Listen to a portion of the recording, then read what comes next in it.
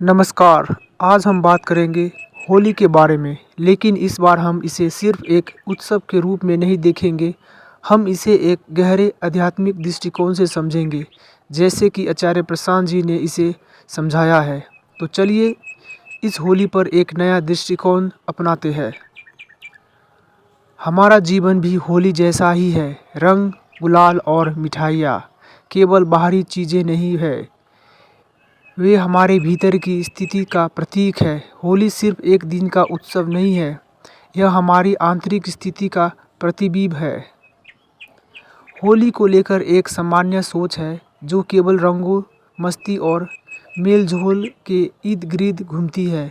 लेकिन आचार्य प्रशांत जी के अनुसार होली का असली अर्थ बहुत गहरा है। यह एक अवसर है खुद को जानने का, आत्मा के रंग को पहचानने का। हम अपने जीवन की हलचल में भी होली मनानी चाहिए। हमारे भीतर के काले और सर्द रंगों को उड़ाकर हमें अपनी सच्चाई के रंगों को पहचानने का प्रयास करना चाहिए। क्या हम कभी खुद से पूछते हैं कि क्या हम अपनी असल पहचान से जुड़ा पा रहे हैं? क्या हम हर पल रंगों से भरे, खुशहाल और शांतिपूर्ण है?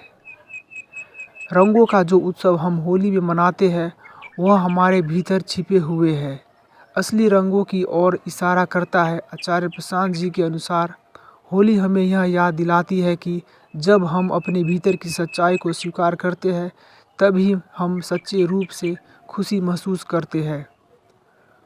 होली हमें यह समझाने का अवसर देती है कि बाहर से जितनी भी रंग जाए, अगर भीतर का रंग सही नहीं है तो हर बाहरी रंग काफ़ी फीका पड़ेगा।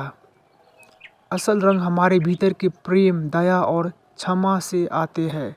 होली हमें यह अवसर देती है कि हम इन रंगों को पहचानें और फैलाएं। आचार्य प्रशांत जी कहते हैं, सच्ची होली तब होती है जब हम अपनी मानसिक और भावनात्मक गंदगी को साफ करते हैं और अपने भीतर की शांति और प्रेम को स्वीकार करते हैं। असल होली यह नहीं है कि आप कितने रंगों में रंगे हैं, बल्कि यह है कि आप कितने शुद्ध हैं।